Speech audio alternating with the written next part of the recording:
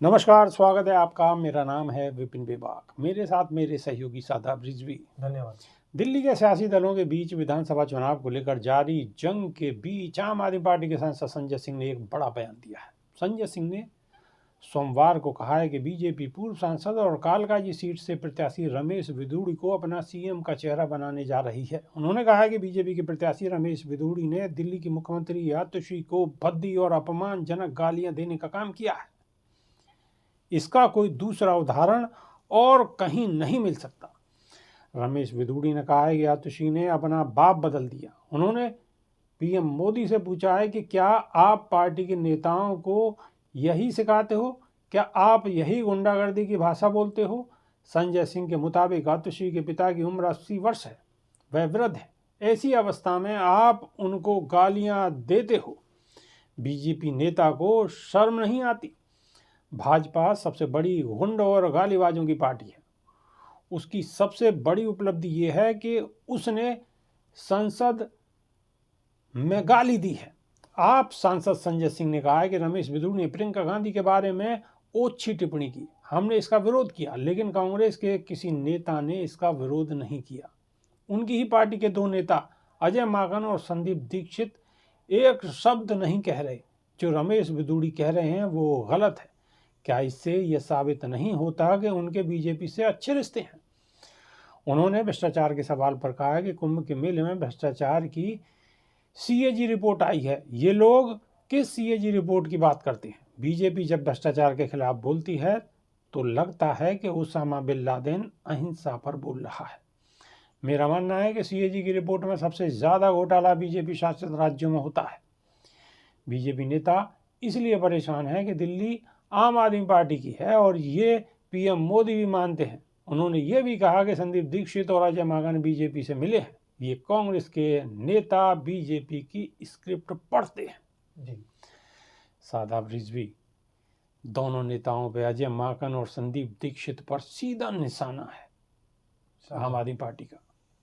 देखिए, पुराने समय में गांव में एक कहावत हुआ करती थी कि छुट्टा सांड फसलों को तो नष्ट करता ही है, लेकिन गांव में भी जो है वो कहीं ना कहीं दिक्कत भय का माहौल रखता है और पूरा भय का माहौल बनाता चला आता है। तो भारतीय जनता पार्टी को तलाश है ऐसे छुट्टा सांड की, और आप देख रहे हैं कि छुट्टा सांड कौन है, जो कि महिलाओं को गालियां देने से बाज नहीं आ रहा है, महिलाओं के ऊपर फब्तियां कसने से बाज नहीं आ रहा है, महिलाओं को ओछी बातें बोलने से बाज नहीं आ रहा है। और वो महिलाएं भी कोई साधारण महिलाएं नहीं है, वो भी कोई आम महिलाएं नहीं तो है। शादाब रिजवी, अब तो हमें इसमें जो इसका टाइटल देना पड़ेगा वो भी छुट्टा सांड ही देना पड़ेगा। बिल्कुल छुट्टा सांड दीजिएगा, क्योंकि छुट्टा सांड उसे कहा जाता है जिसके ऊपर किसी का भी कोई अंकुश ना हो और कोई भी उसको कोई रोक ना लगा सके, किसी की कोई रोकथाम ना हो। छुट्टा सांड। अगर यदि आपका पालतू कोई बैल है या पालतू और कोई सा आपका जानवर है तो आप उसे तो लगाम लगा सकते हैं। आप उसकी लगाम अपने हाथों में रखेंगे, अगर वो कहीं गलत चल रहा है आप उसकी लगाम खींच देंगे, ठीक हो जाएगा। रस्सा खुल गया आपके किसी जानवर का, उसको आप बांध लेंगे।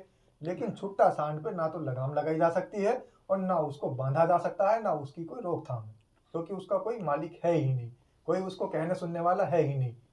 तो आज के समय में राजनीति में भी छुट्टा सांड की संज्ञा मैं इसलिए दे रहा हूं कि उनको रोक टोक करने वाला कोई है नहीं, और उनसे अभी तक कोई कारण बताओ नोटिस या स्पष्टीकरण नहीं लिया गया पार्टी द्वारा भी।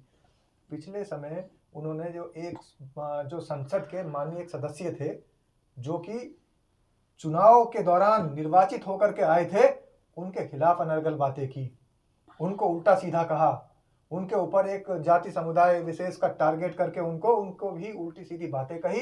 तब भी भारतीय जनता पार्टी ने उस पर कोई अंकुश नहीं लगाया, कोई भी निरोधात्मक कार्यवाही नहीं की। अब आ जाती है कहानी महिलाओं की।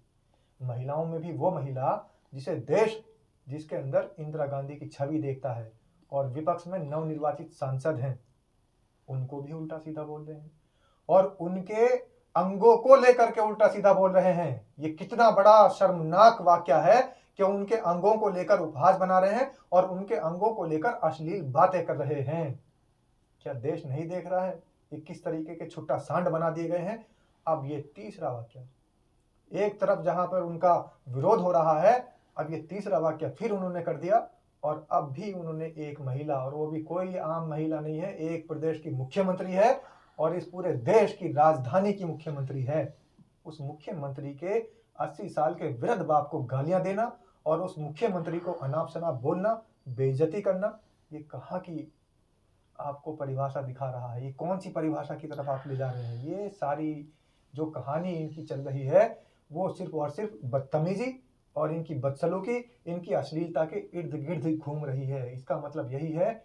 और सांसद महोदय भूल गए हैं कि संसद में आए हुए लोगों को बहुत अच्छे से तोल मोल कर बोलना चाहिए, लेकिन इनको तोल मोल के बोलने की तो छोड़ दीजिए, ये महिलाओं को और नवनिर्वाचित सांसदों को, नवनिर्वाचित मुख्यमंत्री को और संसद में आए हुए संसद सदस्यों को उल्टा सीधा खुलेआम बोलते हैं और इन पर लगाम नहीं लगाई जाती है। इसका मतलब आप समझ लीजिए विभाग जी। और बिल्कुल दर्शकों को भी ये बता देना चाहता हूं कि इसका मतलब ये है कि ये बौखला गए हैं।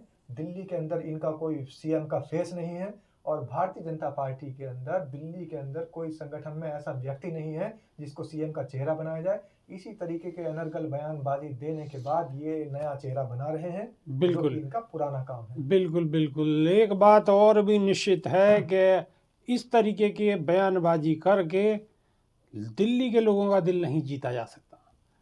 ऐसे बयानबाजी से सिर्फ और सिर्फ नुकसान ही होने वाला है। बेशक मौजूदा बीजेपी नेता ये सोचें कि उनका ये फायदा होगा या कुछ वो राजनीतिक स्टंट ढूंढ रहे हैं, लेकिन मैंने कल भी बताया था कि ये कुछ धोखे से निकले हुए बोल नहीं है, ये सब सुनियोजित तरीके से है। ये पहले से बनाई हुई रूपरेखा है और वो भी इसलिए है क्योंकि ये लोग ओछी लोकप्रियता में बिलीव करते हैं। ओछी लोकप्रियता पाने के लिए, क्योंकि इनके पास कोई लोकप्रिय चेहरा है ही नहीं, बिल्कुल इसलिए ओछी लोकप्रियता पाने के लिए काम कर रहे हैं। तो आप लोग इस बयान को कैसे लेते हैं? एक महिला के लिए इस तरीके की बयानबाजी करना कितना गलत है? कमेंट के माध्यम से अपनी राय जरूर रखिए, इंतज़ार रहेगा। अभी के लिए सिर्फ इतना ही। नई वीडियो में फिर रूबरू होंगे। बहुत बहुत शुक्रिया, धन्यवाद, नमस्कार। धन्यवाद।